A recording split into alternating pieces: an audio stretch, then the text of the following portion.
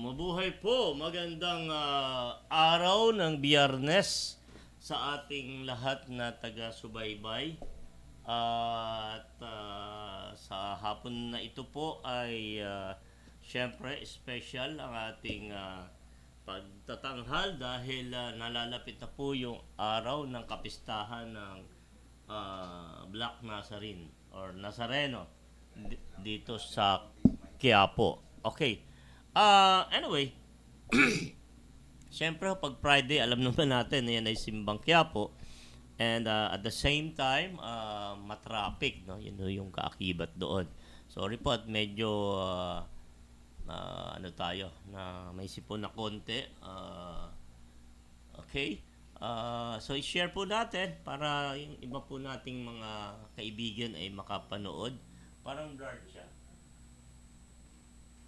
Tingnan mo nga. Okay. Actually, kadadaan ko lang po at mamaya papakita ko sa inyo yung ilang mga photos and then yung mga videos. Kahapon po, meron din, grabe din yung traffic kasi kahapon nag open ng parang pagbabasbas sa mga replika. So, for one day yon kahapon po. That's Thursday. And today naman po, wala akong nakita. Siguro pinagbawal po ang pagdadala ng dahil na pagbigyan na sila kahapon.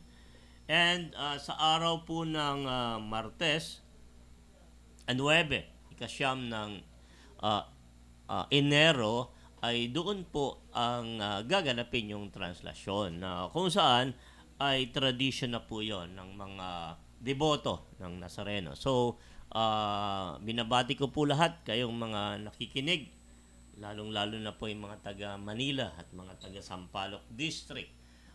Yan po ang ating paksa ngayon, Pesta or Fiesta ng Quiapo at mga deboto. Okay?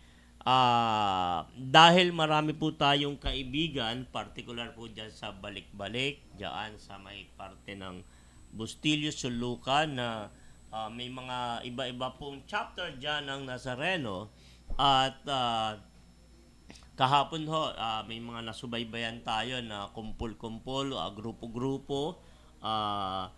Kahapon po dapat natin ito ipipicture. Actually po ay gusto ko sana imbitahan kahapon si Ginoong Haile Abo Ansaw at si Ginoong Rom Pabrica at si Kuya Alec. Pero hindi ho tayo nagkaroon ng pagkakataon dahil busy nga po sila dahil may mga kanya-kanya silang grupo.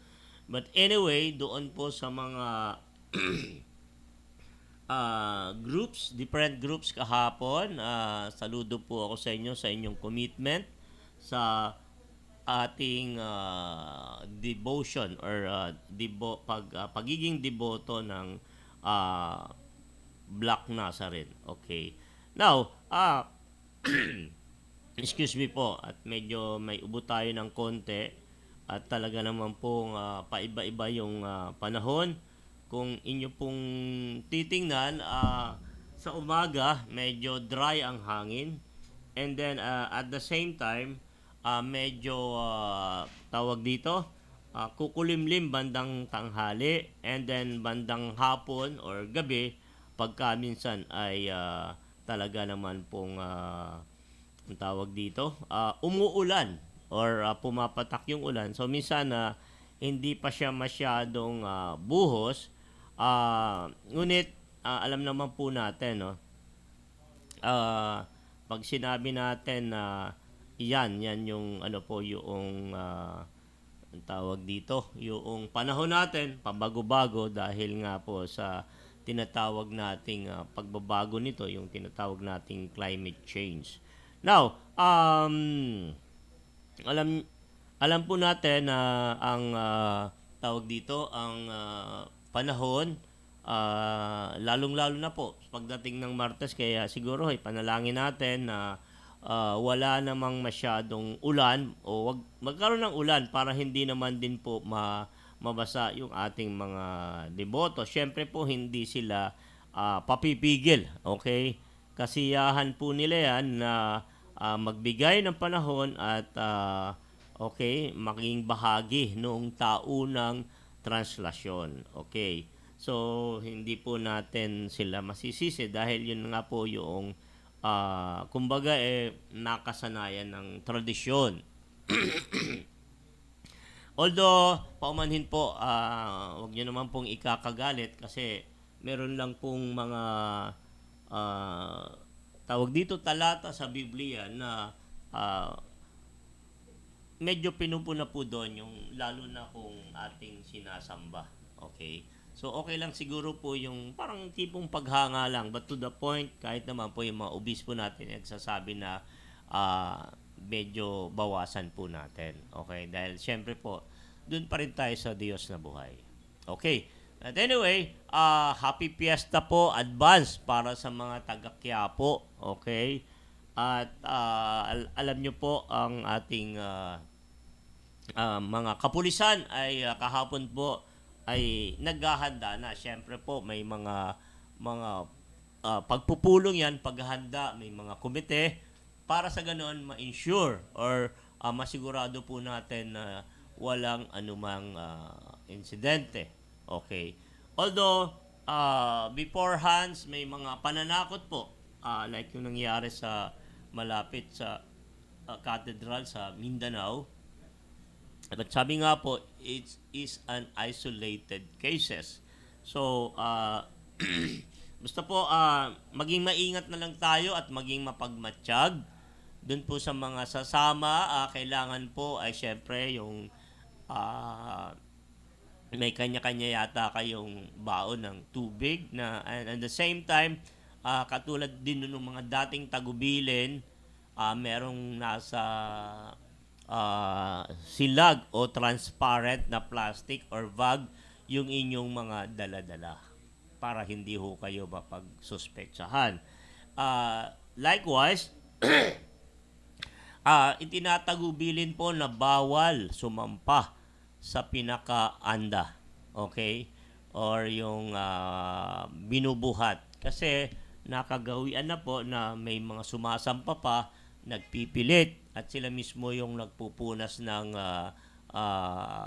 yung ganito po ang tawag dito, tuwalya or face towel para lang maipahid. But at the same po minsan marami pong hinihimatay kaya iba yung pag-iingat po. Okay? Iba yung pag-iingat po. Doon sa mga may kapansanan, doon sa mga senior na halos hirap na lumakad, wag na po natin pilitin. Okay? At ganun din yung mga bata. Sabi nga po or mga buntis. Sabi nga po ang pananampalataya naman po natin sa ating Diyos ay maraming kaparaanan at hindi lamang doon sa paghila ng lubid or mahipo natin yon or matapunan tayo ng naipahid na face towel. So paumanhin ho, wag ho kayong magdaramdam kay Ka Jerry. Tayo lang po ay nagsasalarawan. And then sinasabi din po natin yung mga iba't ibang pamamaraan. Although pagka sinabi hong deboto talaga hong 100% na ginagawa kung ano yung mga nakasanayan na. Okay, kung maalala ko po noon si Vice President, aking kababayan, kapitbayan ko po sa Mindoro, si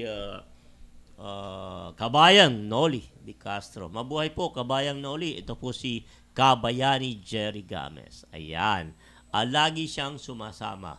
Okay, kahit nung siya po ay naging Vice President, hindi niya ho masyadong binandila yung kanyang pwesto. Manapay doon siya sa kanyang nakagisnang pananampalataya or yung devotion sa mahal na Nazareno.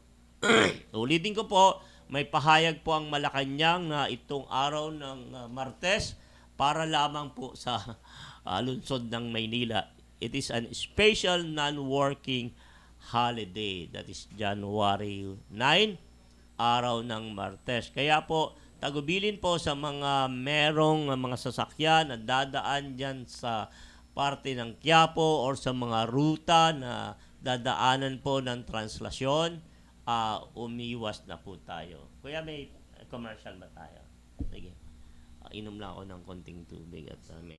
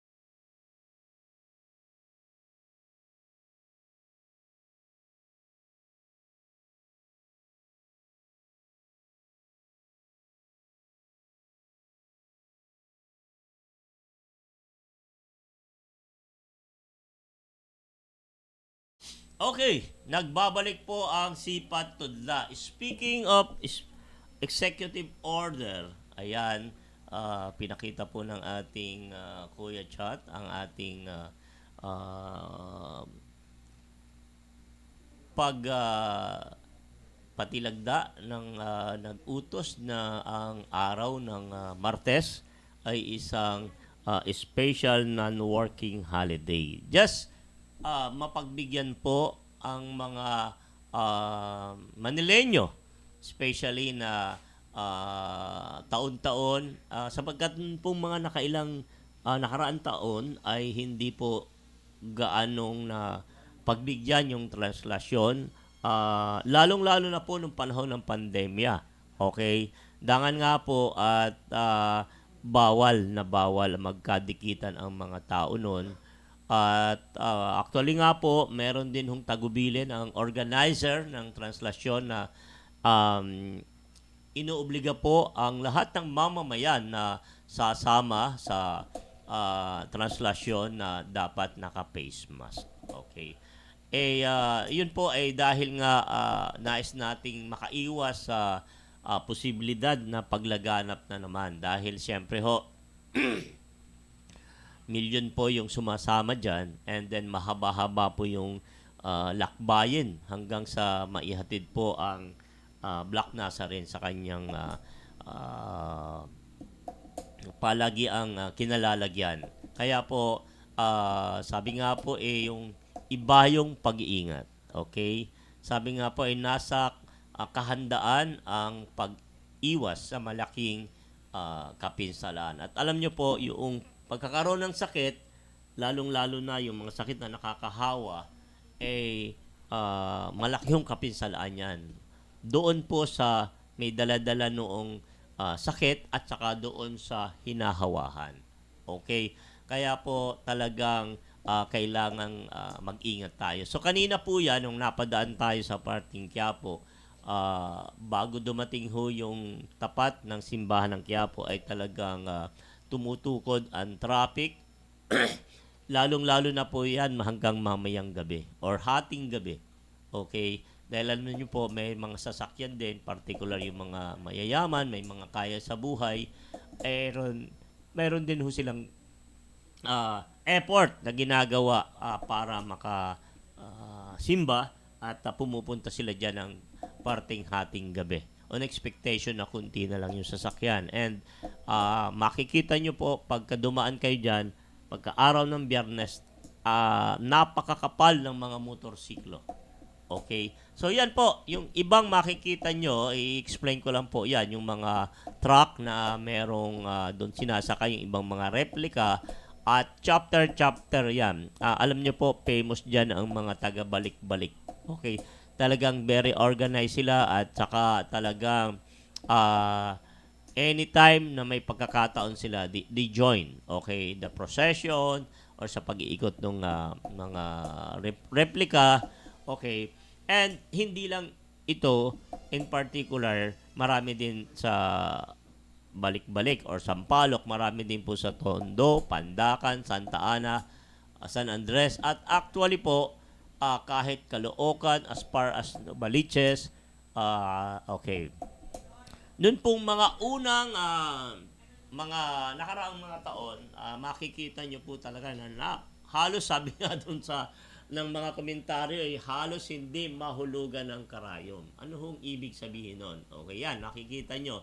Pag sinabi yung halos hindi mahulugan ng karayom ay tao sa tao. Meaning, walang espasyo or para mahulugan ng ano yon ng pamaypay o ng sabihin walang makasisingitan na yung tao dahil nga dikit-dikit. Okay?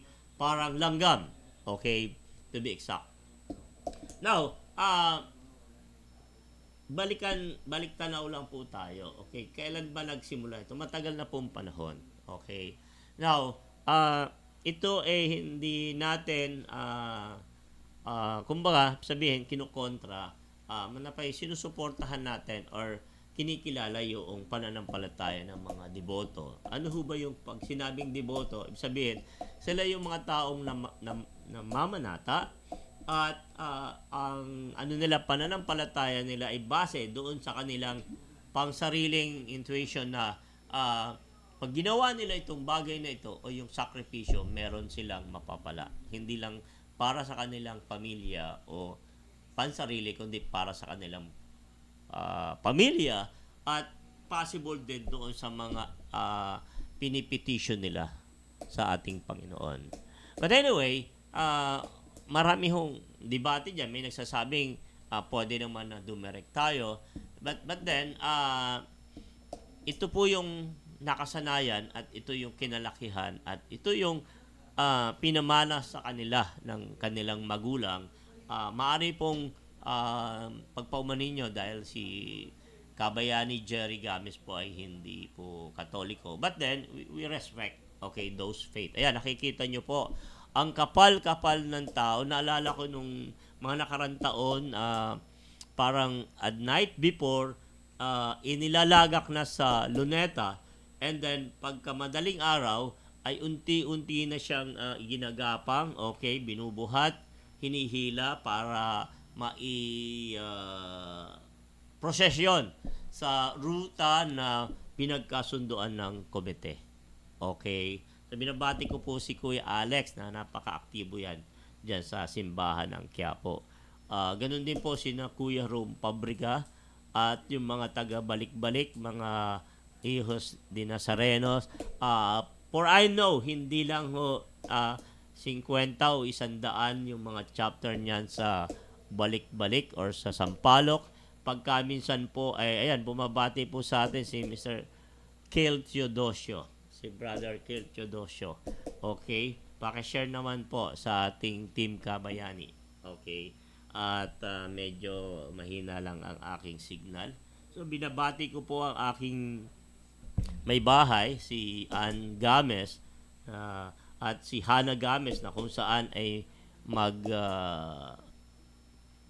diriwang ng kanyang kaarawan sa araw ng bukas po, si Aliana Hannah Games, my one and only daughter. And then, of course, gusto ko rin pong batiin ang ating makabayan, patriotiko at talagang mabuting author ng 12 Little Things That Every Filipino Can Do to Help Our Country at 500 years.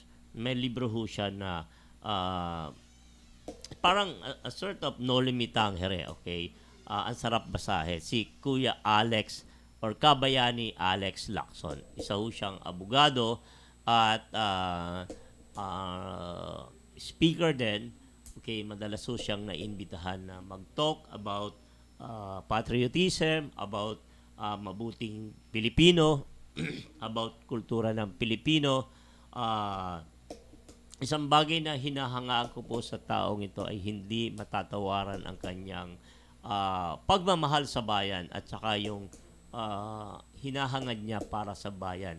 Although, hindi lang po siya nabigyan ng pagkakataon. Naalala ko po siya, yung team namin nun, yung Team Pinoy, isa po ako sa kasama ng Kuya Alex na pumunta sa bahay ng dating senador na naging presidente, si Noynoy Aquino, na noong una po ay ayaw talaga siyang tumakbo. And then sa kakapilit po ng team namin ni na Kuya Alex, ayun po, napilitan siyang tumakbo, naging pangulo. And sabi nga the rest is history.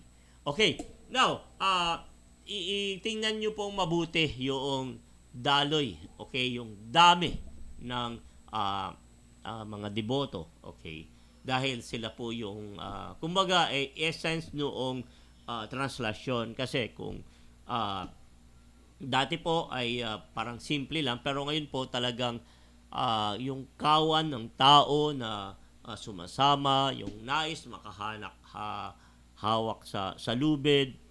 Naalala ko tuloy yung isang verse sa Biblia, yung hindi ko maalala kung isang babae na may karamdaman yung kanyang kapamilya. Ang nasabi niya po mahawakan ko lamang yung laylayan ni Jesus. Parang ganun, okay? Dahil di ba si Jesus noon nagpapagaling, nanggagamot, umiikot. And the fate of that lady, yung babaeng ito ay talagang nakita. Okay. Now, sa ibang panahon or pagkakataon, iba naman po yung sitwasyon ngayon dahil that time is buhay yung ating Panginoon. Ngayon buhay pa rin pero hindi ho natin nahihipo o hindi natin nahahawakan. Although, para po sa mga deboto, yung makahawak sila, makahalik or makapahid ng kanilang mga tuwalya ay isang malaking biyaya na doon pa lang pinapanaligan nila. At yun ay nire-respeto po natin na yun ay tumutuon doon sa lalim ng kanilang pananampalataya. And tatandaan po natin, kailangan lang po nating irespeto ang bawat faith ng bawat mamamayan. Okay? Ano man ho yung relihiyon o pananampalataya, kasi po, sabi nga wala tayong masasabi na perpektong pananampalataya. Liban siguro doon sa yung talagang malalim yung relasyon mo sa Diyos. So, sabi nga, it's not the religion, but it is the relation. Okay? Yung connection natin. Kasi parang sa mag-asawa o sa magkapatid, sa magulang, you can talk any time of the day, any moment to our God. Kasi He's the living God. Okay? Buhay yung Diyos natin, nakikinig siya, at hinihintay lang yung ating kumbaga paglapit. Okay? Now, so wala hong debate. Okay? Kung ano man ho yung ating nakasanayan. But, nagbibigay lang po ako sa inyo ng ilang pointers para at least may idea kayo na merong alternatives. Okay? So, wala hong nagsasabing mali, wala hong nagsasabing ng tama. It's up to you kung ano yung faith na nag-uudyok sa atin para gawin yung mga bagay na yun, para umasa, para magtiwala, para magsakripisyo. But the point is, hinahangaan ko po yung mga taong nagsasakripisyo just for their faith. Okay? Now, liban dyan, yung atin pong mga ibang pananampalataya ay meron pong basihan kung bakit ayaw nilang panampalataya ng isang rebulto, mga ganon. Or ayaw nila na nagko-cross, or ayaw nila yung ganito sa iba namang reliyon, sa Muslim, meron silang Quran. Okay? So, wala hong debate. Okay? At hindi ho dapat pagsimulan ng anumang alitan or pagkainggit or pagkapuot. Okay? So, sabi nga mind your own business. But the thing is, maging open din po tayo pag kami nagsishare sa atin ng Word of God, and then itimbang din natin. So, hindi naman para alisan kayo ng religion, kundi bigyan kayo ng panibagong relasyon na magpapalalim sa ating pananampalataya. Opo, lahat naman tayo ay may pananampalataya, but just the good thing is, sabi nga napapalalim. Mas napapalalim kung tayo ay gumagawa kung ano yung inuutos ng Diyos sa atin.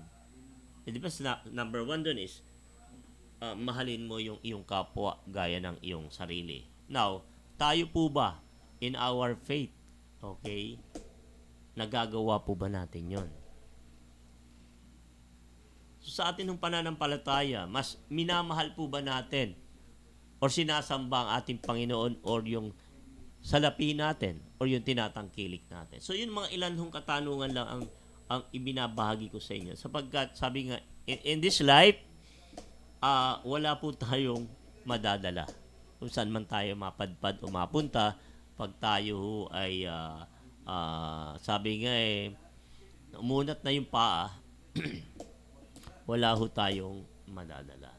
And sabi ko rin po, paulit-ulit ko pong sinasabi yon sa mga kababayan natin na mag-ingat po tayo, huwag kayong magpagod masyado, huwag kayong magpa-stress sapagkat the moment po na nagkaroon tayo ng sakit, na malubhang sakit, mas lalo ho tayong igugupo sa kamatayan dahil ho nitong in-inject sa atin. So, kahit ho putulan nyo ako ng ulo, I don't care. Kasi ho, yan ho yung katotohanan na pilit ng marami na ikinukubli. Kasi tinest ho natin yan eh. Yung na-inject sa atin, dumidikit po yung mga light metal like yung takip ng garapon, gunting na manipis, okay? So, anong ibig sabihin nun? Namamagnet, meron tayong metal sa loob ng katawan. Kaya, gusto kong i-congratulate yung mga hindi na baksinahan. So, maaring ako ho na baksinahan, pero hindi na ho ako nagpa-ulit nung iba pang mga nire-require. Dahil, dapat ho may choice tayo sa ganun. Kanya lang, sabi nga natin, maraming requirement.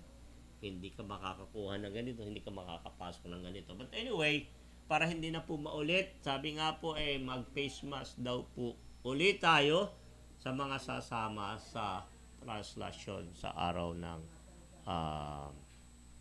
Martes, January 9. So nagpapasalamat po muli tayo kay Tita Mel Elizalde ng Elizalde Broadcasting sa pagbibigay ng pagkakataon na makapag-broadcast tayo.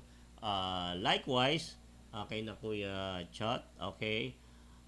At sa mga nakikinig po sa atin. So marami pa pong gusto kong batiin pero limitado lang po yung oras natin. So binabati ko po yung mga kababayan natin dyan sa Oriental Mindoro.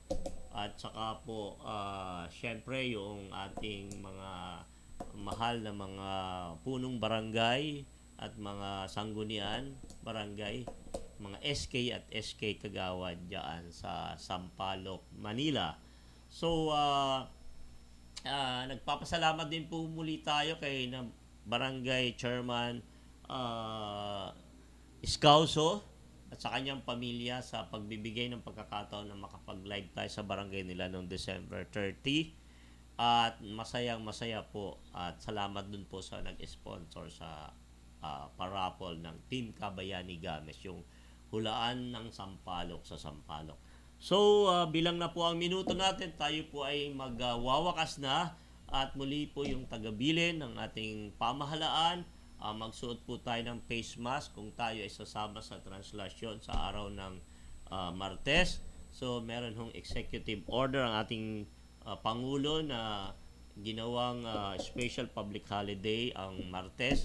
Ulitin ko po, sa Maynila lamang. Okay? So, wag po tayo overjoy. Baka na-overheard natin na kala natin buong Pilipinas, sa Maynila lamang po. Okay? So hanggang dito na lamang po at sa mga sasama, ingat po tayo at patuloy tayong manalangin.